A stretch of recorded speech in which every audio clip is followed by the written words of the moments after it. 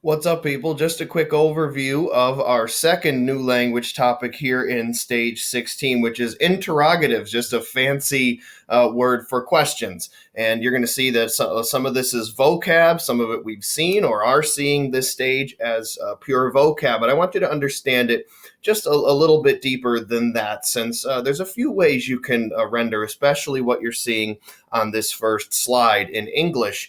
So the following are used to ask yes or no questions in Latin. So even in English, think of questions that you ask that you would expect the answer to be yes or no, or one or the other, as you're going to see. So the most basic one is nay is attached to the first word of a Latin sentence which requires a yes or no answer. Notice with this one, there's no expectation. It's just you're just looking for an answer, yes or no.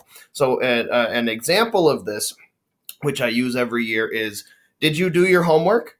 Notice when I ask that, independent of any tone or sarcasm or anything I might add to it, you're going to see that I'm just simply asking, did you do it? And you're going to say yes, or you're going to say no. In Latin, the first word of that sentence will end in ne. It's just attached to whatever is there. Now, a new vocab word a couple stages ago was num, and we learned that and saw that as surely not. But what you have to see is that num is used to ask questions which expect the answer to be no. So you can treat this purely as a vocab thing. Just know num means surely not, but on a little bit deeper level, num will be the first word in Latin sentences when you're now not expecting just yes or no. You're expecting that the answer to that question is no. So watch how my question before changes in English, and how, by wording it differently in English, you can expect that the answer is no. My original question, when it was just yes or no, was, did you do your homework? Yes or no. Notice what happens when I switch it around now and say, you didn't do your homework, did you? Notice when I ask it that way, you didn't do your homework, did you? That I'm expecting you to say, no, I didn't do my homework.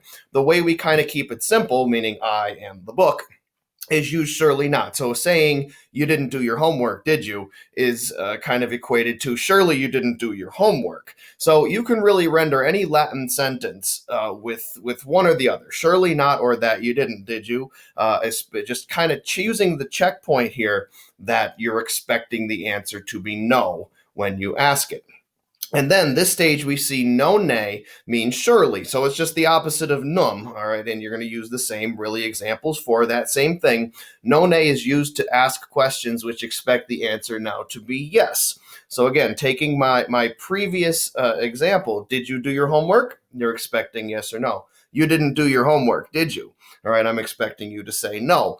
But when I say you did your homework, didn't you? I'm expecting you to say, yes, I did my homework. And in Latin, we kind of keep that simple. None as just a vocab thing, meaning surely. Surely you did your homework.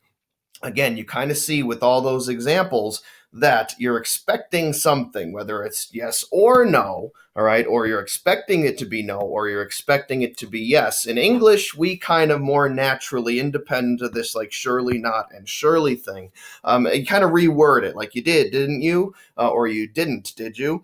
And then you see in Latin that it's as simple as nay will end the first word of the sentence, or nomen nonne will be the first word in the Latin sentence. Even if that's a little confusing, we'll go through it, I'll explain it in class, and we'll do plenty of practice with it throughout the stage.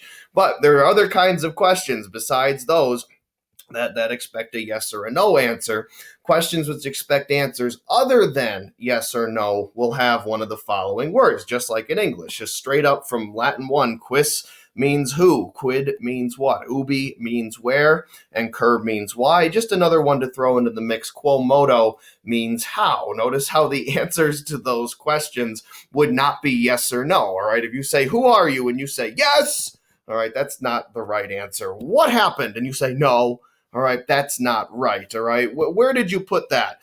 Yes, they're not yes or no questions, and so I will characterize this as some other answer, giving who someone is, what someone is, where something is, or why something happened, for example. So just keep this in mind, that there are questions that we just sort of treat as vocab, like these words we saw throughout Latin 1, that it's not yes or no. The nay-nums and the no-nays expect yes or no. So even if you're still a little confused, we're going to go through it throughout the stage. And if you do have any questions, we'll clear them up before stage 16 is over with.